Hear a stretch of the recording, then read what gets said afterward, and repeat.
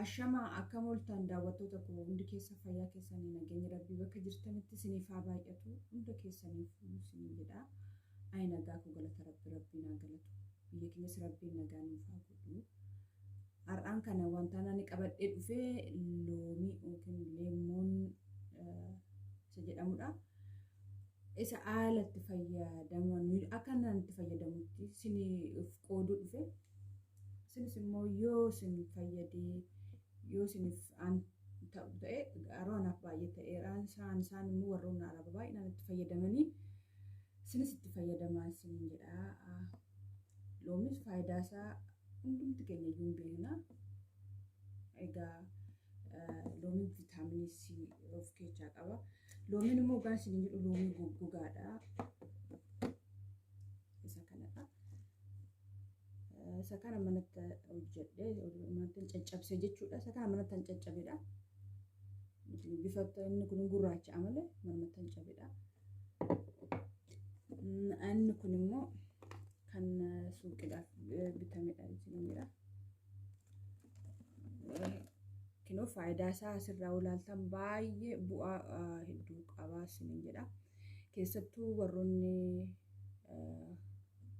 akkas borcii qabdaniifaa nyaata keessanii erga nyaata nyaataniin booda garuutti fayyadamtanii gaariidha. Nyaata erga nyaataniin akkasumallee galgala irbaata nyaatanii keessattuu galgala irbaata nyaatanii waggaa xiqqoo teechan kana dhugaa iddoo akkasumallee silkii keessaan akkasumallee yoogaa teessan jechuudha. Kana dhugaa iddoo teessanii baay'ee gaariidha.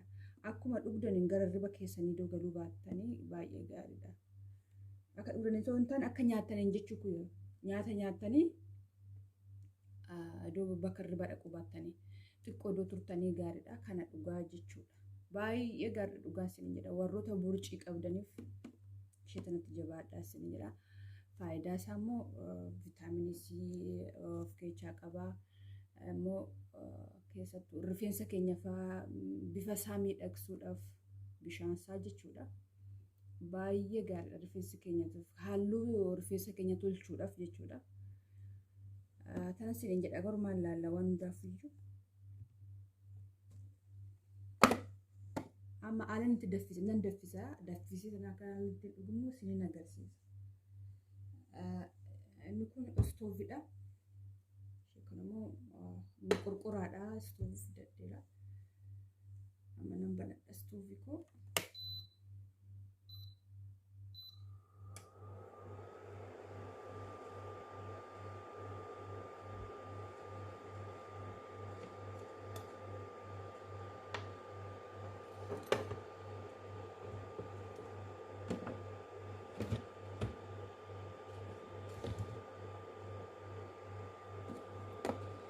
Iddoon bishaan ittiin naqatiin dursa isin agarsiisa jechuudha. Inni kun kan suuqiidhaa bitamudha.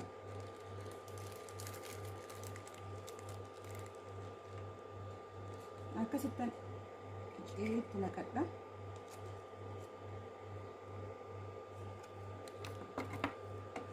Isa kanarraas immoo ittiin dabala jechuudha. Isa manatti tokkuma garuu waan garaagarummaa qabu.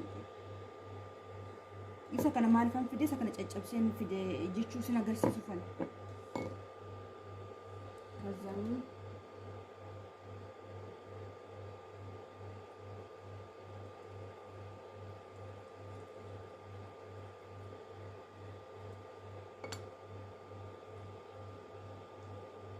booda bishaan kana naqadhee gamshaa kana naqadhee akkasitti booda godhadha.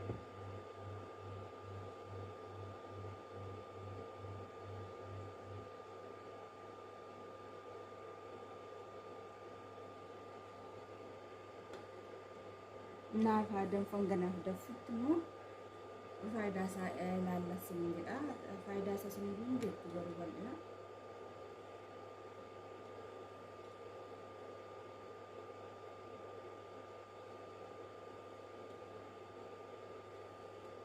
Loomiin faayidaa hedduu qaba.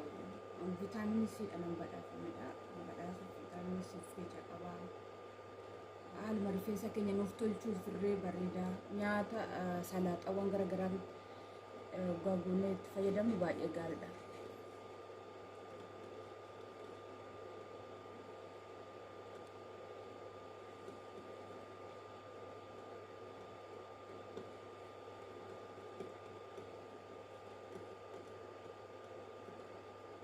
Sinis itti fayyadamaa. Dhugaa baay'ee bareeda baay'ee. Akkasitti daffisee galgala re'oota koo wajjin akkasitti fayyadama. Baay'ee gaariidha. Warroota borcii nuti rakkisee haala ittiin ofirraa ittisuudhaaf ta'an kanas itti fayyadama.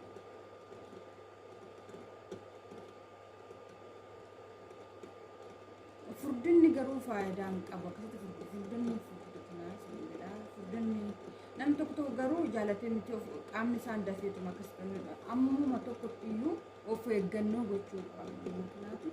Sababa isaatis furdina keessa miidhaa qaba malee waanuma gaarii hin qabu.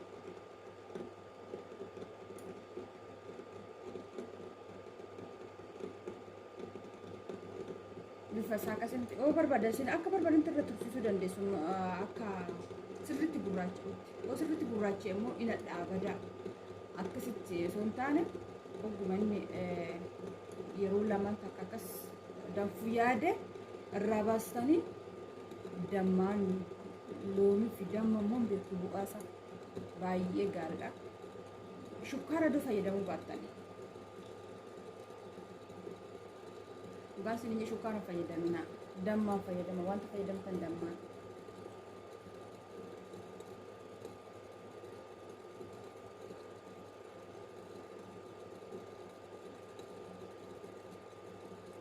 Kanaaf akkasitti naa danfe ani baay'ee akka dha'uun barbaadu.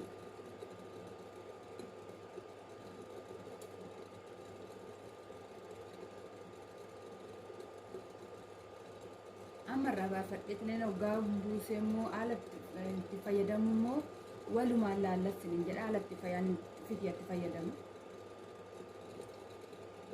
Mana arabaa loomiin hin dhabamu garuu isheen kunis inni tokkuma waan garaagarummaa qabu maa garaagarummaa qabu.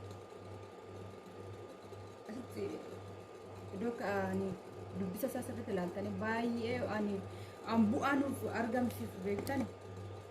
Kana nagaa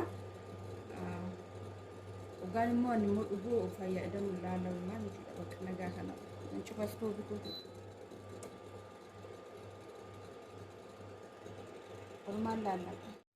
Kinooti daawwattoota koo naaf qaqqabe loomiin kootis amma immoo buuseen isinitti agarsiisa isin jedha. Kana asitti immoo asal immoo aanii san loon damma isa biraa qabaa. Isaaf shukkaara fayyadamina garuu shukkaara doo fayyadamuu baattanii baay'ee bareedaadha dhugaa shukkaara fayyadamina.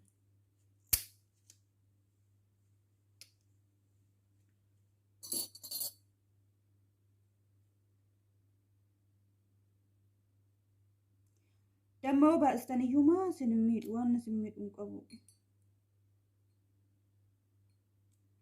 Garuu akkuma nu ga'utti iddoo ta'e gaariidha. Duwwaan isaan dhugamu loomiin badaa hadhaa waan ta'eefani.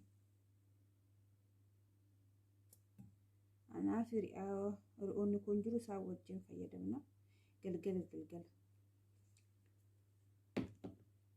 Asirratti nama loomii buusaa jechuudha.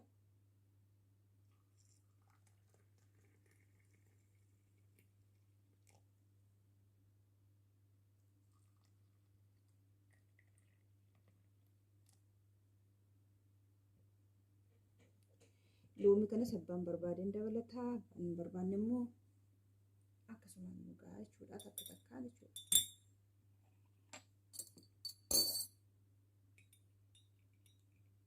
Akkasitti fayyadama galgala bulchiin indeemaa immoo dhukkuboota garaagaraa irraayyuu baay'ee nuuf ittisan isiniin jedha. Dhukkuboota garaagaraa irraa waan nurraa inni ittisaniin jiru. Vitaamiidha waan ta'eef jechuudha.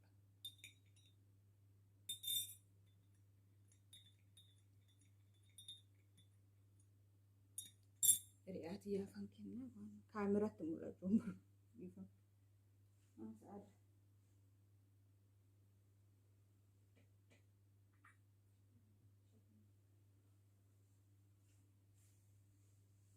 Kana fakkaataa viidiyoon kiyya har'aa kanaa siniin agarsiisamu kiyyaatti fayyadamaa jechuudha.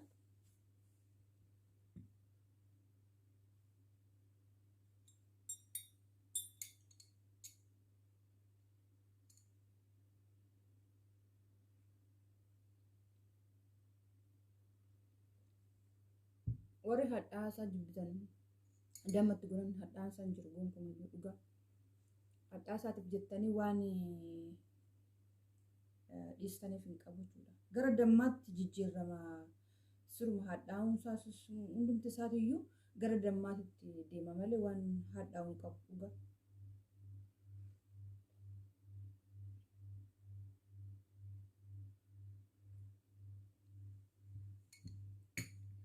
Kana isin jedha. Viidiyoo koo jaalattan laayik naaf godhaadha, sabiskiraayib naaf godhaan isin jedha. Naaf galatoomadha, hundumti keessaan naaf jiraadha isin jedha. Baay'ee fayyaa keechan naaf ta'a.